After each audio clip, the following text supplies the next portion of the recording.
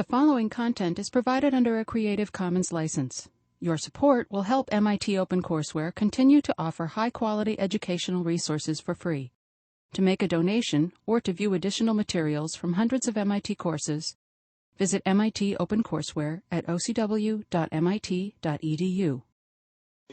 And he's done just terrific amount of work. He was also DARPA program manager, where he led the effort that we have studied in the class, the origami lens, and many interesting projects. So here today is going to talk about something that hopefully get us thinking. It's just at the right time. It's the middle of the semester, and we have learned about a lot of ideas. And always enjoy talking to Ravi about where the field is going and how we can kind of classify and understand the field itself of computational imaging and computational camera better. So, looking forward to it. Thank you. Thanks, Ramesh. It's a pleasure to come here and talk about this thing that all of us love so much, cameras. I worked a lot on this title, Cameras We Cannot Picture. So, anyway, I sent the slides to Ramesh ahead of time to make sure. I didn't know how to calibrate, where to go, but he said that these slides are just perfect, so I trust his judgment. And I wanted not just the seminar or lecture, but a lot more interactive. So we can go through some of these very quickly if I see from your faces that, why is he telling us these things? But be as it may. So, history of camera. I think this was meant more for general audience. So I really focused a lot on history and how we are at a dramatic breakpoint, how that breakpoint is likely to impact the future and things like that. So interesting historical milestones that you may or may not have covered in the class, but let's go with that. But this is one thing, of course, none of you need to be told about this. You all are carrying cameras. If you lived in London, you probably got photographed about 30 to 40 times during a typical work day as you stepped outside, and all these things. I just want to point out I don't know how many of you will sort of know what that image is. In order to know what that image is, you need to focus on the date. April 19th, 1995. That date has a special significance. That was the Oklahoma City bombing. And this is the truck. This is the Ryder truck that carried the bomb. And this is a picture from a security camera in the bank across the street. And this image has been used by many, many people to justify the work on high dynamic imaging. Everything inside is completely underexposed. Everything outside is completely overexposed. As a result, this image by itself is pretty much useless. So things come in two sizes, too big and too small. So similarly, this is the thing. This is a very interesting thing. And I also had another image of somewhere in Iraq an IED going off and blowing up, and some person holding the cell phone. And so I'm sure you're aware that over the last few years, any significant news event that happened in most places around the world, the first reports and the first images to come out of that were cell phone cameras. So everybody is a reporter. So anyway, one of the interesting things is this business about natural observation. Gaps in the leaves projecting images of a partial solar eclipse. So our ancestors must have observed these things and said, okay, something is going on. So exactly what is going on and how can we replicate it? How can we understand what's going on over there? This is another very beautiful photograph, I'm sure you have seen. Water drop acting as a lens forming the image. So just before there was any technology, before there was even a formal modern scientific process, our ancestors, a couple of thousand years ago, since they didn't have the distractions of cable TV and cell phones and all that, they had a lot of time to really very carefully observe nature and observe it over a long period of time from many different angles. So as an outcome of this was the observation of pinhole images going back several thousand years. And I believe, I understand that this was the first comprehensive study on optics, Al-Hazan. And this is the drawing of a pinhole camera. I think, Ramesh, you have probably told them about the origin of the word camera. I haven't, but go ahead. You have? I have not. Oh, you have not? Yeah. Okay. Camera, the literal meaning of the word is room. Because the first camera was indeed a room with a hole there and the image projected back there, so you can trace it or something like that.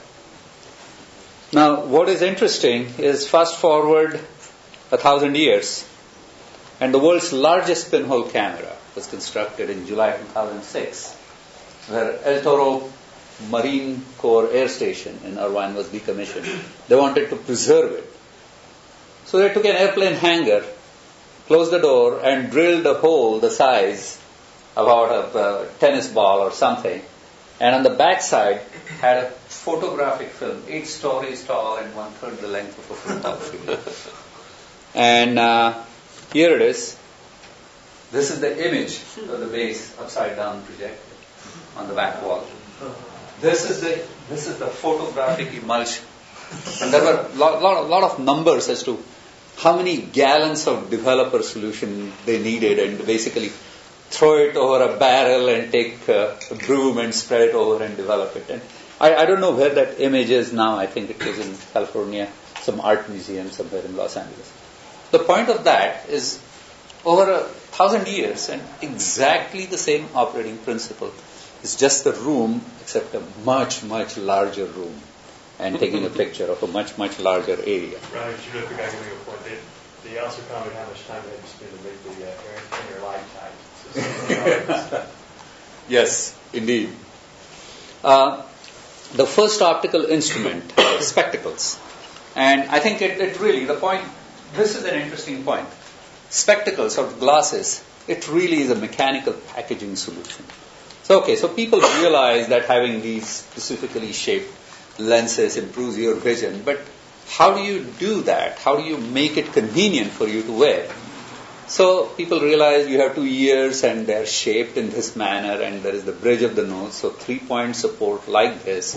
Of course, then there were all the elaborations of the pince-nez glasses sitting, or the monocle that you can screw into your eye. But this is basically 1270 is the taking these optical phenomena and constructing a useful instrument that can be portable and that is used. Beyond that, almost a 300-year gap between a single lens optical instrument and a compound optical instrument, microscope and then telescope and everything. You might have known this is the 400th anniversary of the Galilean telescope revolution, and this is the diagram that includes multiple lenses. So, going forward, the next history is photography. This is the first photograph ever by Deep Sea, 1827. And it's basically the silver salt sensitive media in various forms. And it just evolved. One of the big milestones was instead of glass, it was coated on a paper and rolled and other things. So this is another tidbit. Eastman Kodak. What does Kodak mean? Anybody knows? Eastman wanted a word that was a very crisp word and that was very positive, forward-leaning kind of a word. And so apparently Kodak is the sound that the shutter made when you pushed the button. So it was not George Eastman and his colleague Kodak that Eastman Kodak was named after. But the slogan was, you push the button and we do the rest. And I think $1 brownie camera.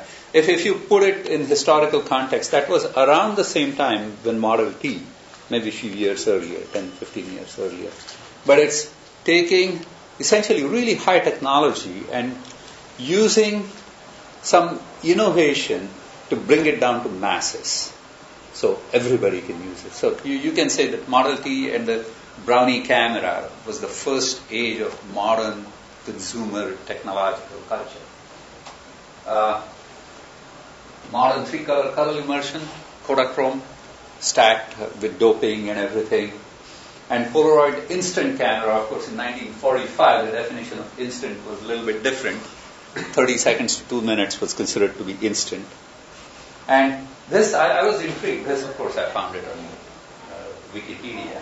But Maxwell, whom we don't normally associate with doing experimental work, but this was the color photograph. Do you know how it was captured? 3 separate exposures and then stacked them. 3 separate films through 3 separate filters. But how did you put them together? I guess aligned it by hand. Okay. After developing it. Yeah. And of course, Abraham Lincoln was the first president to be photographed. So, and lots of beautiful photographs of Civil War. The photograph looks too crisp. Yeah. I don't know. I don't know if it was subsequently touched up. They used the Whitefield Camera. Actually, Whitefield Camera was invented back in 1908. So yeah. Well, it looks like it's a long exposure, maybe, because the trees in the background are kind of Yes.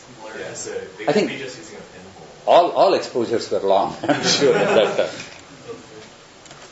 Okay, another historic milestone, that cathode ray tube for sensing and displaying, that Farnsworth broke in, so mechanical scanning and all kinds of other things. CCD, I gave this seminar about a month and a half ago, and 2 weeks later the CCD Nobel Prize was announced. And I don't know, many of you are probably aware of the controversy whether these people really deserve the Nobel Prize or not, because they were working on shift register memory, and it was somebody else who said, hey, it's light sensitive. Anyway, but in most of these things there is always a controversy about, including MRI and all kinds of other things. But this is kind of interesting. Yeah. Look at this. The first Fairchild camera, 73, 8 pounds, 0.01 megapixels, 23 seconds.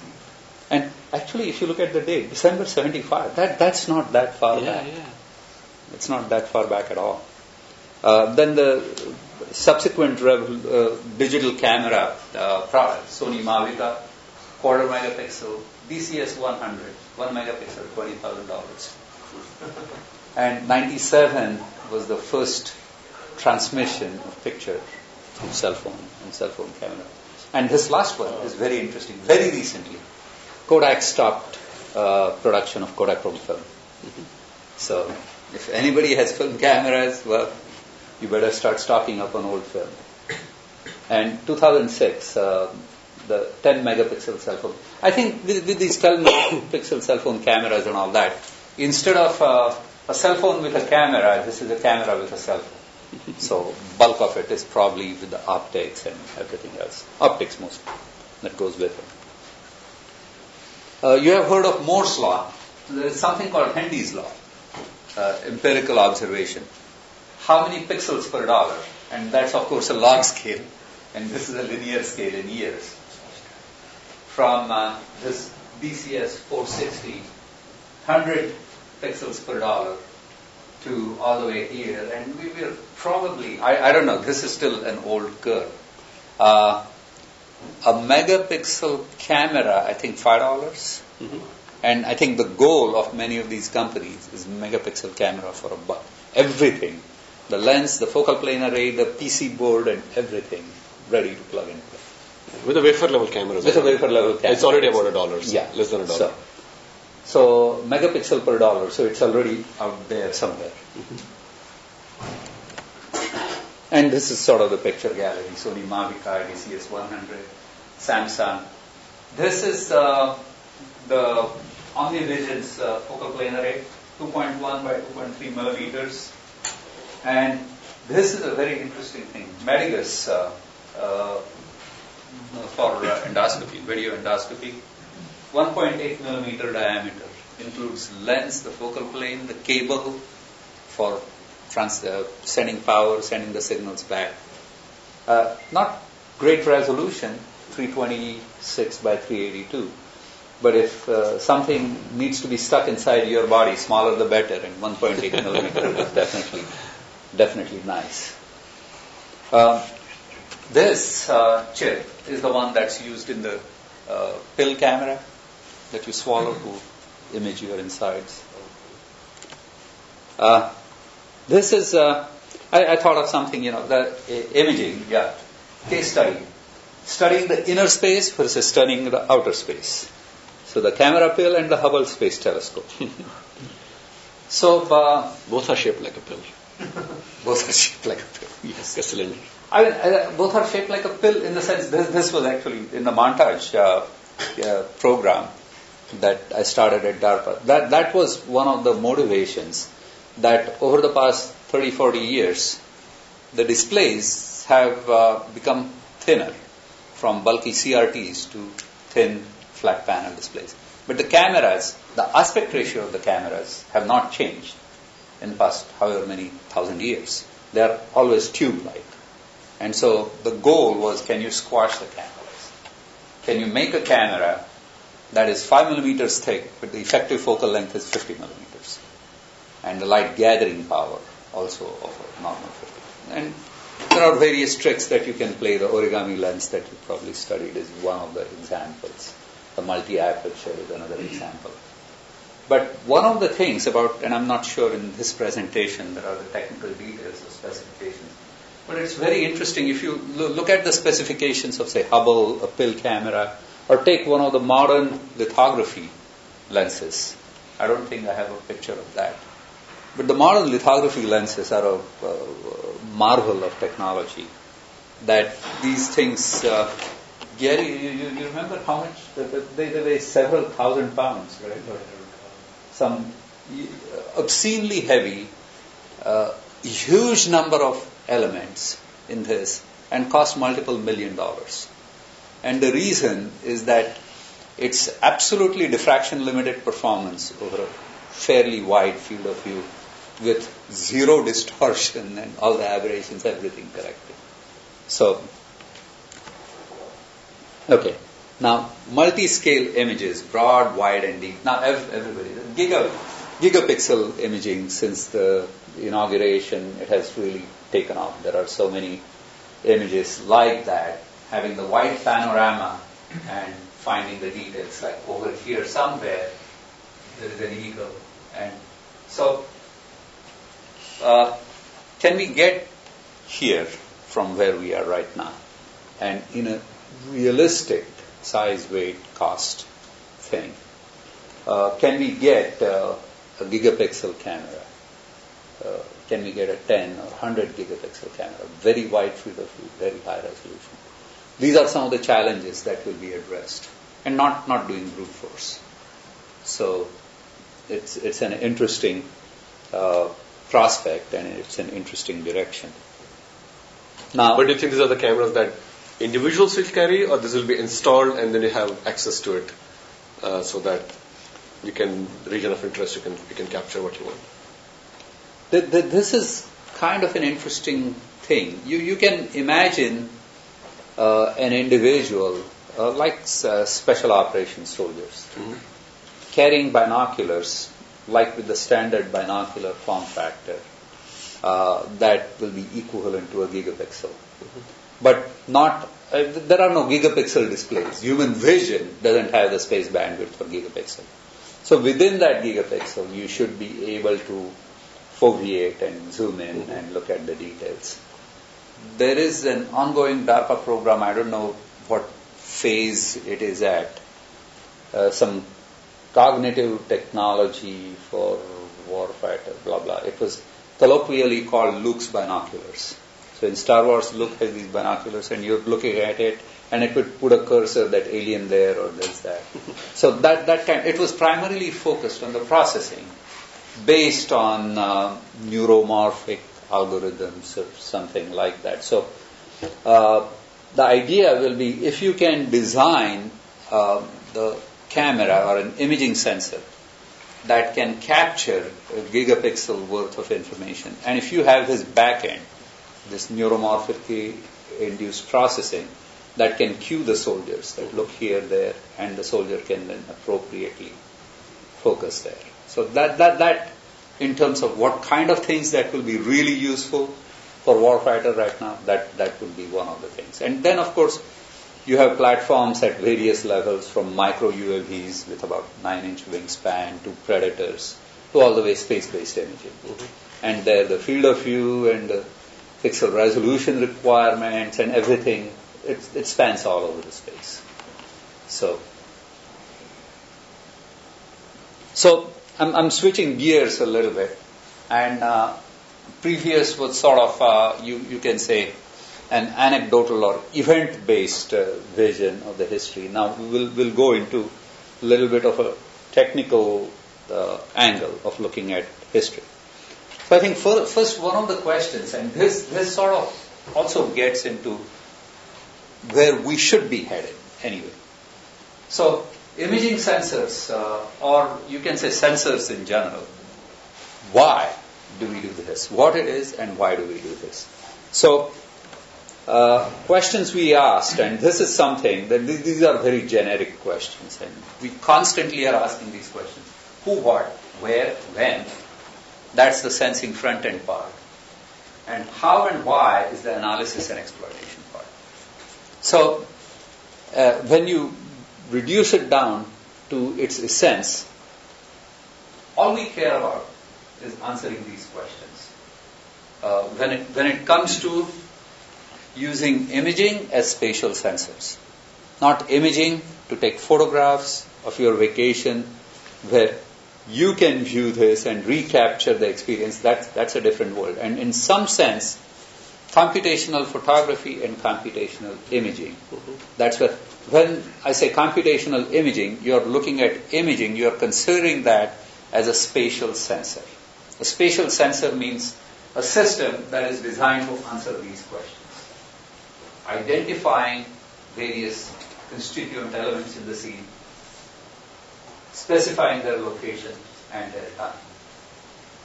So now within this particular realm, you have two different sensory modalities. One you can say proximate sensor, and the other is standoff sensor. So proximate sensor, I want to know what is the texture of a surface. I put my hand as a sensor, move around.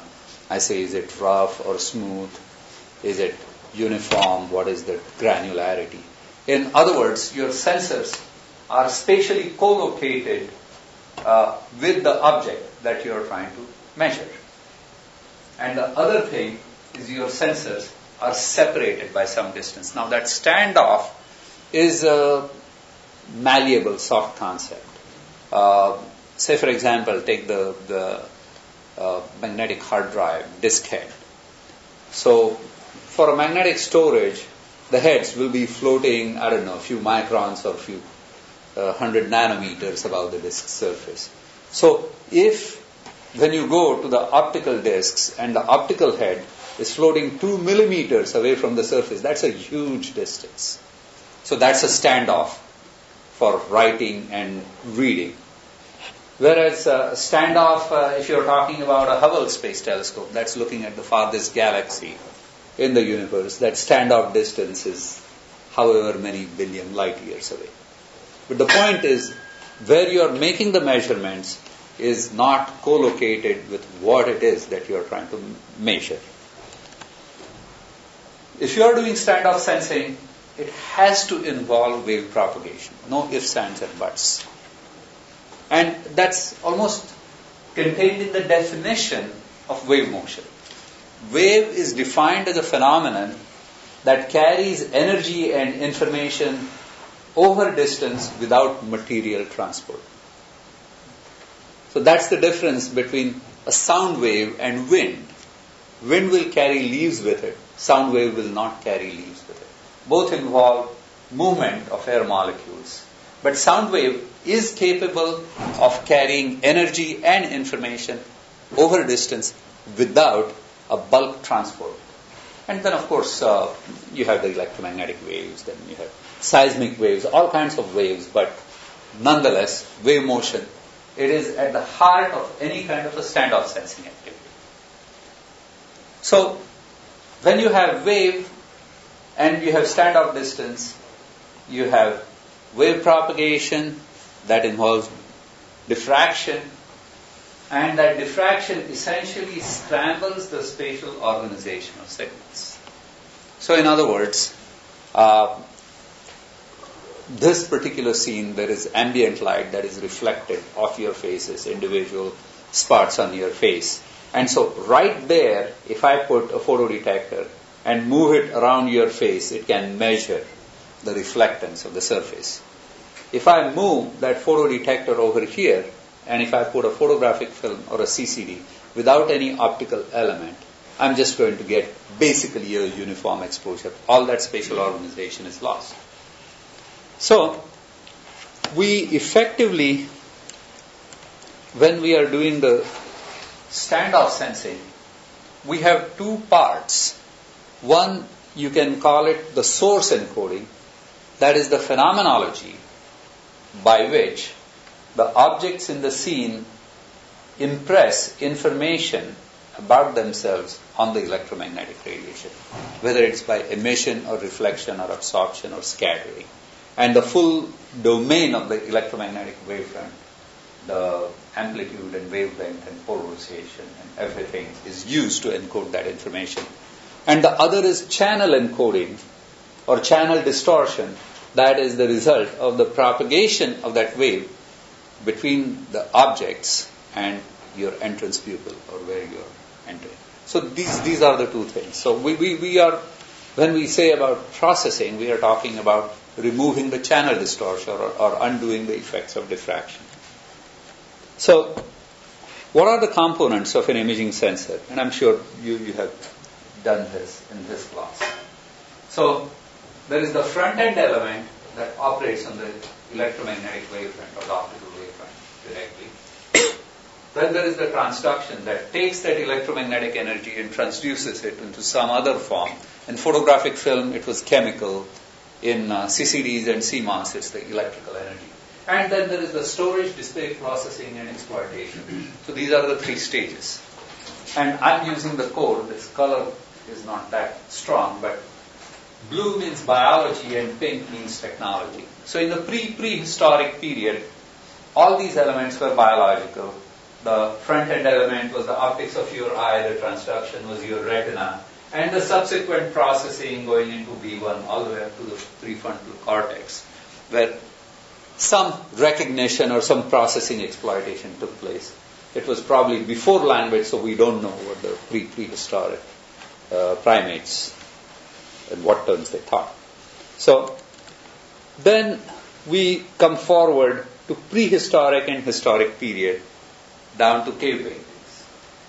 So there the storage and display technology in quotes was introduced. Everything else is still biological, but capturing and storing that experience.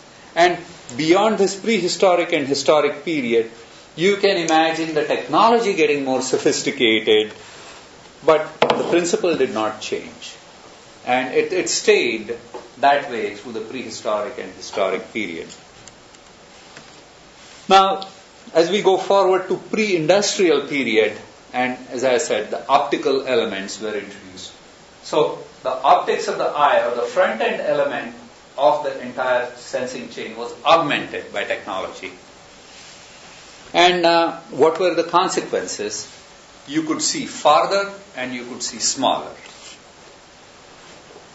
Industrial period was basically the invention of photography. So in addition to the eye, the transduction element and the storage and display element was now technological.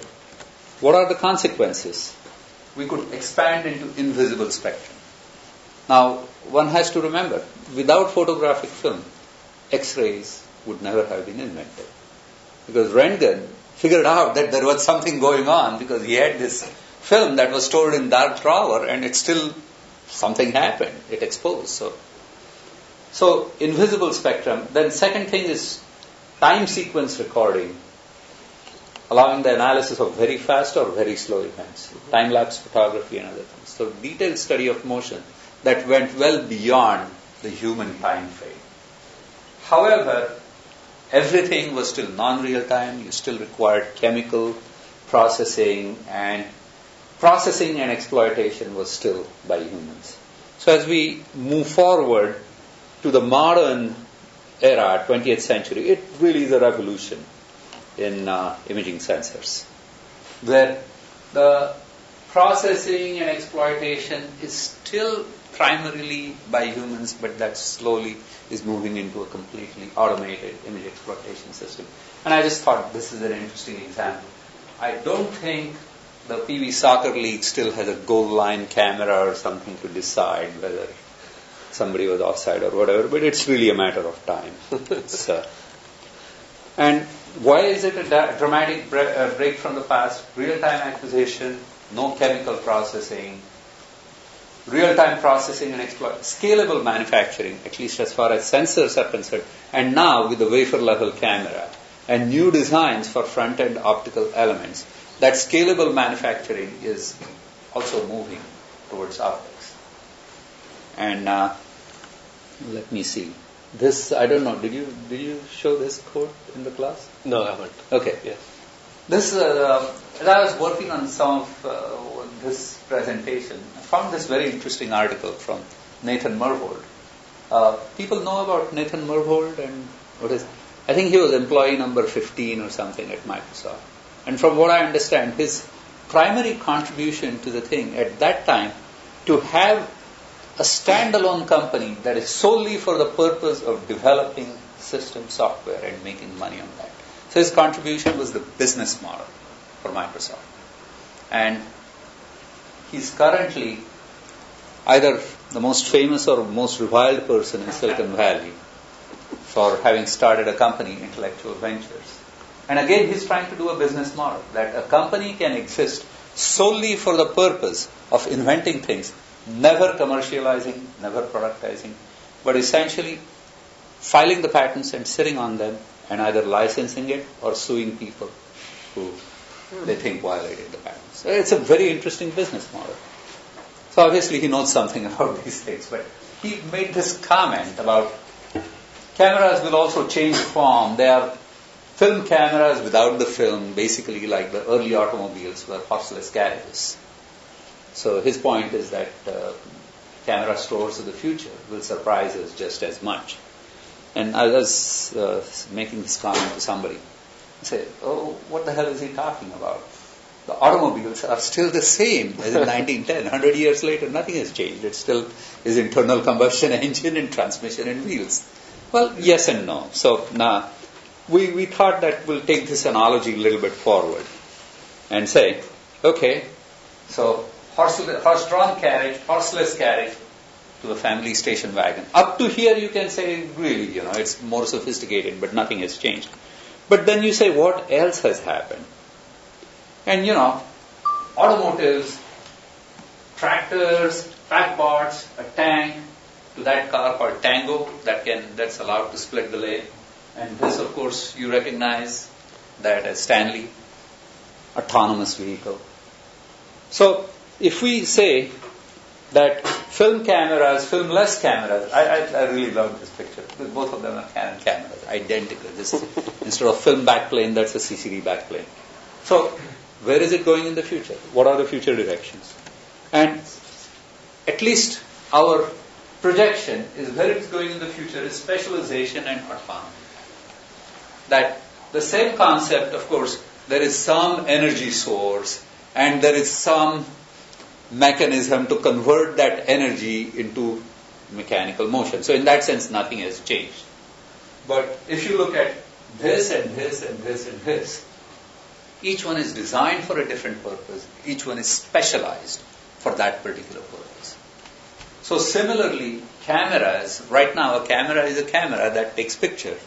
Whether it's the Hubble or whether it is your cell phone camera or anything, or the pill camera.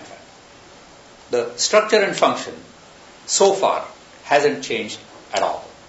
And that is where we feel a dramatic break coming in the future. Because of the flexibility of the technology, because of very specialized applications, very specialized constraints for things. So why shouldn't there be, you can say, just like there are ASICs, application-specific integrated circuits, why shouldn't there be application-specific imaging systems, ASIS? So that and autonomy, that an imaging sensor that decides on its own, without any manual intervention, where to focus on, how to interrogate the scene. And this is sort of reworking the biological inspiration. The cameras are really replacing the human eye with trying to form a similar kind of representation. Whereas if you go to the biological world, it's a vast array of different types of imaging sensors. It's probably not even proper to call them imaging sensors. They are more like spatial sensors. The most primitive form, an earthworm with a light-sensitive skin, that simply is able to distinguish there is more light on this side versus that side and can steer itself accordingly. And then variety of techniques for the insects and other creatures. And their spectral response, the processing, the functionality just exquisitely evolved for the specific evolutionary needs of the animal for the survival. And I don't know if I think I would like to the optics is now getting there, molding glass, plastic lenses, diamond turning, microfabrication, wafer scale assembly. So the grind and polish technique for making optical elements, it really is now relegated to very high quality, specialized. And processing embedded in the cameras, that's the first step right now. Red eye removal, face detection, smile detection. And this is, of course, Ramesh, illumination. Right now, we're still using this dumb flash that this goes. So spatiotemporal coding of illumination in order to enhance your ability to extract information from the scene. Different spectral regimes for exploiting that information.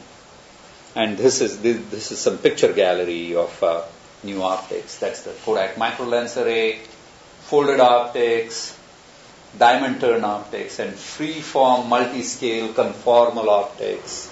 What did you use it for the last one? I'm sorry? What's the use of the last one? I don't know if this is any use. It's cool. Yeah, this is just a technology that's there. That you saw in Charlotte. They have this machine. Right. They can do this. Like an etch away optics, basically. I think it's a 6 degrees of freedom machine for turning, and then you can do that on a conformal surface. And these I think. So just going back to your previous comment. Yeah. Everything is moving in a direction where things are more programmable, more specialized, but in the basic laws of physics are not going to change. No. We are still going to convert photons into electrons and so on. Absolutely. And so, are there some, if you want to build an aircraft, you're going to use, Bernoulli principle. If you're going to build a vehicle, you're going to use Newton's third law. It's just going to use those laws of physics. Yeah. Is there something fundamental about imaging that we should be challenging? Or should we continue to use the same laws of physics? What laws of physics? I think it may not be like challenging laws of physics, but what are the laws of physics that we can bend? Or there are various qualifiers. So like, one of the things, resolution is limited by the wavelength of light. Yes, as long as you are in the far field regime, as long as you are in the linear regime, you violate one of these and you can do whatever you want. If you are proximity, near field scanning optical microscope, you can get as small as you want. If you have nonlinear, these microscopes, fluorescence microscopes, you can get 50 nanometer resolution with visible light. So that sort of is some ways in which you can really carefully look at what we consider to be fundamental limit imposed by physics and say, what is the fine print? And can we violate so that would be very interesting to look at. Yeah, but can we start using our own bodies as optics, or can we start using biological principles to solve the 5W and 1H problems. I mean, in film, the film world, we actually use the chemistry to solve a lot of the problems. And now somehow we have forgotten chemistry and we are more into back to the physics now. Yeah, I think, I don't know. Like, one of the things I wondered, can we have a three-dimensional detector of it? A volume detector.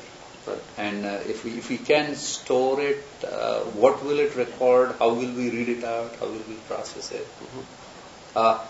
Some people had talked about directly recording the coherence function instead of just measuring the intensity. Right.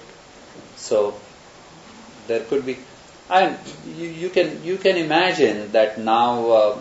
Of course, you can wave the wand, say nano, and everything goes away, or everything is different. But to some extent, that may be true. That if you are able to control the material at deep sub-wavelength level, you can do some pretty ridiculous things. So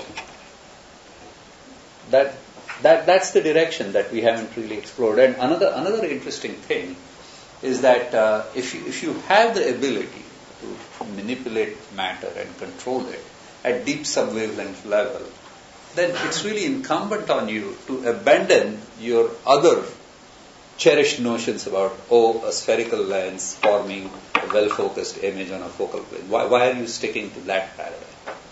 So, if you really fully want to exploit the ability to manipulate the electromagnetic wavefront in very novel ways, using very novel materials, you should also start thinking about what are we going to measure and how are we going to measure it.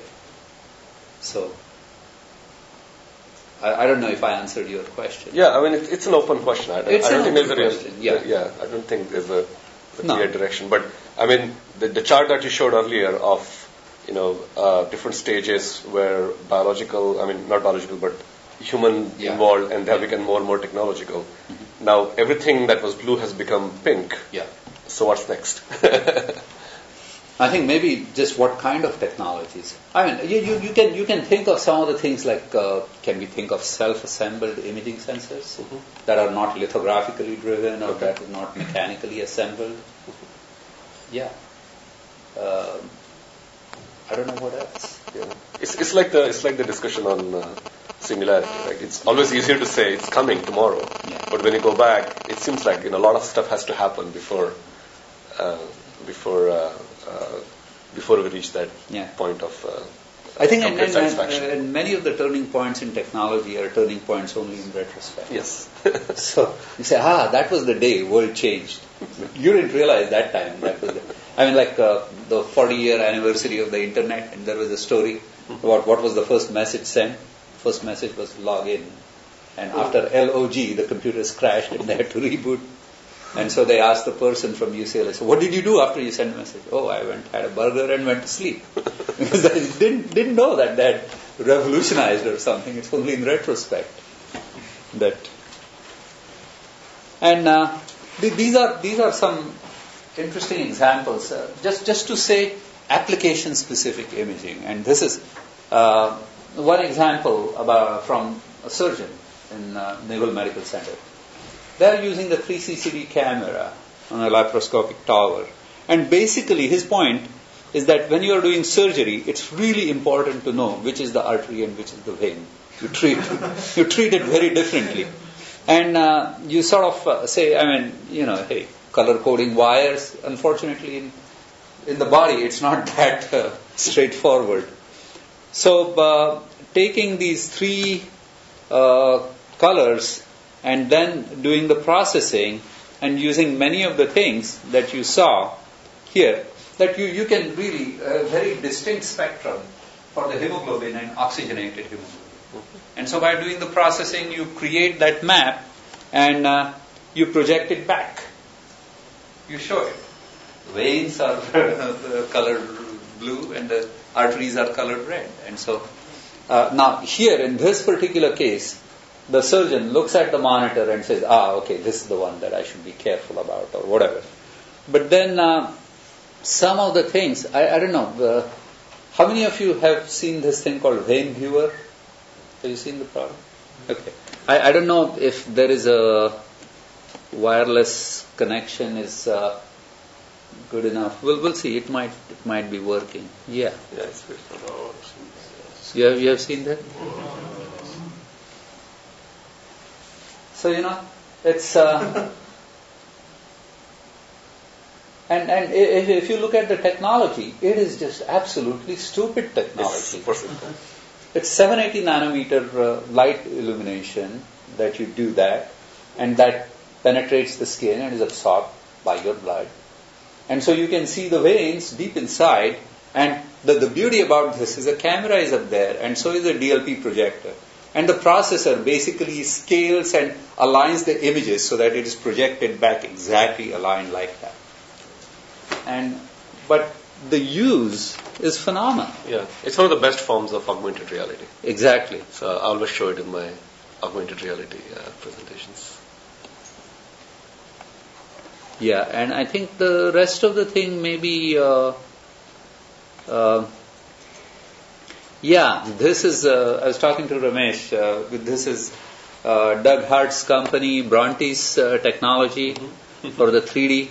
I think we saw it in the class. You saw that, and this is lava, chairside oral scanners. I think that there was a video. Did you see that video of the doctor manipulating in the 3D? Did he show the video? I don't remember. Mentioned, did he? I forget. I don't know. I think it's not that important. You know what it is about. Yeah, but it's amazing how simple it is. Yeah, and I think this is one of the things that maybe and the refocus imaging, of course, you don't need to know anything more about it. But in some ways, when you talk about application-specific cameras, the key is understanding the nature of the problem and finding the simplest solution to that specific problem. And one of the examples, you saw that vein viewer. All of you know the pulse oximeter that is clipped to your finger. It's relatively new, I think maybe 20, 25 years old technology. If you look at the technology, it's absolutely dirt simple technology. Two different LEDs looking at the differential absorption through your finger to measure the oxygenation level of the blood. And before, they had to draw the blood and send it for analysis, and by the time it came back, maybe bad things happened. But this one is now, you saw in all the TV shows anywhere, that the first thing they do is clip this on your finger. And I don't know how much it costs. It still costs $1,000. I don't know why. Because somebody is making a lot of money. That's why. I think they have a patent. Yeah. But then some of the research projects that I was involved in monitoring, they talk about can you do a spatial map of oxygenation levels using these multispectral cameras and then processing. And the doctors got really excited for applications like burn assessment, whether it's a first or second or third degree burn. The treatment differs dramatically. And instead of relying on the doctor's visual assessment of what degree burn it is, if you can take a camera that can do that blood oxygenation map, or if you can map the retina, and a lot of the diabetic retinopathy and other diseases, the precursors are in what is the oxygenation level of the blood vessels in the retina. So these kind of things, just like the distinction between arteries and veins, or the vein viewer and all that, it's not, you don't need to invent new nanotechnologies or something. You need to understand in depth what the problem is. Right. And what the human factors is. Again, this thing, vein viewer, the cool thing is not just that IR LED, but you can imagine everything else the same except that image being shown on TV. And it will nowhere be as dramatic if the doctor has to manipulate the needle here while looking at the monitor. It's the human factor. It's right there. So that's really where... okay, so this is the last slide. So just a little bit science fantasy, not just fiction. A personal imaging assistant, something that just like you carry your pen every day, or your wallet, or credit card, or your cell phone. The personal imaging assistant, what all will it do? Healthcare, checking for sunburns, or if you get scraped, hey, is it getting infected, this wound? You have an attachment, you check the ear infection of your children, or whatever. Look at your tongue. Are you getting upset stomach? Wardrobe matching, of course, color and styles, especially. What kind of makeup will go with this and other things. Hygiene, cleanliness of surroundings, presence of bacteria, water, food safety, quality of water. The last one, it's really sort of getting a little bit science fiction-y, but maybe not, given that sixth sense thing. So you're wearing these glasses or this personal imaging assistant with a headphone and somebody walks, "Hey Ramesh, how are you?"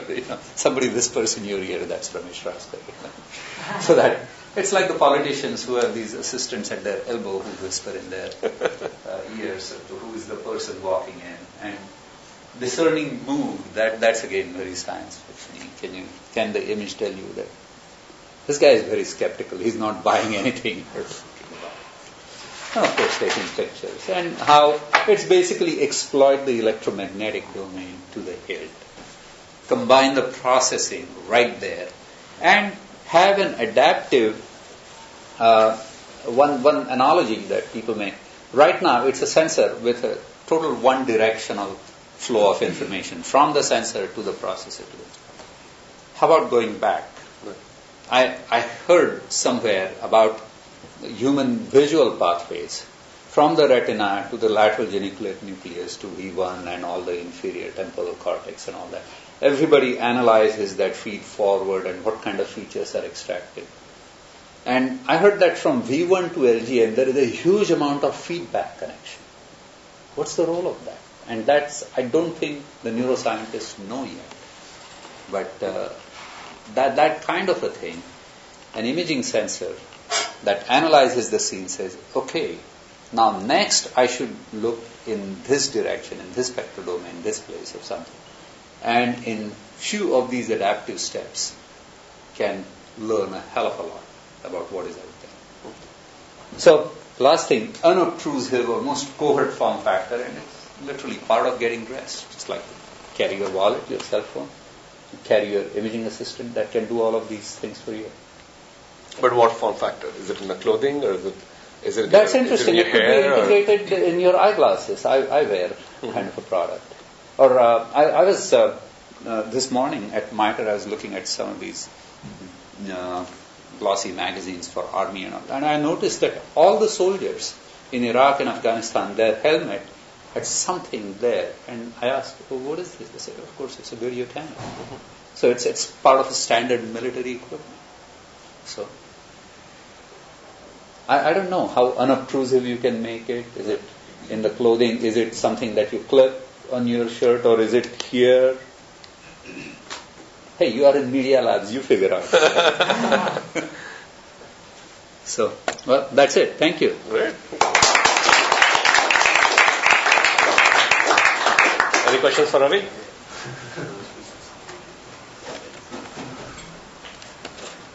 And we can make your slides available? Yeah. Okay. Can I ask a question? Yes. So there is this problem in biometrics where you want to capture, when you want to recognize a person at a distance, and Navy and they are pushing programs of iris at a distance or face recognition at a distance in maritime environment and things like that. And there are two problems in this. One is atmosphere between the subject and you, and the other is subject is he does not want you to recognize him. He's uncooperative. What would be your ideas in terms of how our image sensors should go to capture that problem? Because if we have a really good image, then we can run our recognition algorithms, and then we can focus more on recognition aspect rather than dealing with issues like blur or atmospheric issues and stuff like that. And that's a very broad question. It's also touches upon some very sensitive topics, as you can imagine. All I can say is that that program announcement is public, right? Yeah. That is. The Navy's not the only ones interested. I'm sorry. We're talking about the Navy interest, right? Oh, okay. But there are all kinds of agencies interested. Probably not. So. Yeah, there is a program announcement called Best Biometric Exploitation. Biometric Exploitation. Science and Technology, out of this agency called IARPA, Intelligence Advanced Research Project Agency. It's a multidimensional problem, and there are all kinds of ideas that are proposed. Hopefully, within a few months, the contracts will be awarded, and we'll find out what. But I think somewhat going beyond that, I think really in imaging sensors, and this is a debate that we are constantly having. Is it necessary to form an image? And and if you don't form an image, if you just map directly into features, number one, can you do that? Number two, should you do that? Is it advantageous in some form or fashion? It applies to biometrics as well, like right now for iris recognition. There is the Dogma Algorithm. So that is geared upon you sampling the iris at a certain resolution in a certain way. But if you tie the front-end acquisition to the exploitation, could you get into a more robust, simpler system? That's an interesting question, but it's a little difficult for sponsors to launch in that direction because too much risk, and if something changes on one side, the whole thing may collapse. But that's an interesting problem. Yeah, I think the point I would make is that as long as you continue to rely on collecting a high-quality image to do this, I think that doing it at a distance is going to pose a challenge. And the Dogma algorithm is a perfect example. You start out with an image that's several hundred kilobytes, and you end up with a template that's a couple hundred bytes. Right. So obviously, you don't need all that data that you collected in that high-resolution image to do iris recognition. So why do you need to start with that image in the first place? And if you could develop a compressed representation, if you could sense that compressed representation directly, would it lead to a simpler system? Would it lead to a simpler and more robust system? That last question is very tricky to answer. And the three of us, and Rourke, when he was with us, four of us, have gone over this over and over, and we still haven't come to a conclusion. So, sure. Right. So hopefully, as you already saw, a lot of the project plans are also about not about standard cameras, and they're exploiting specialization and autonomy and trying to change a lot of the rules here. So, and as a matter of fact, many of the projects we sort of looked at each other and said, should be talking to these people. I'm going to have to come back and visit. Yeah, exactly. You're welcome. You're welcome to sign up as a mentor for the class. So we have several mentors for the class, and you're welcome to sign up for that. So, excellent. So next week we have the midterm exam. It's open book, open laptop, open internet, open everything. So don't study for it. And it will be mostly about drawing diagrams and explaining things and problems that will make you think. Immediately after that we'll be studying animal eyes, which is on 13th of November.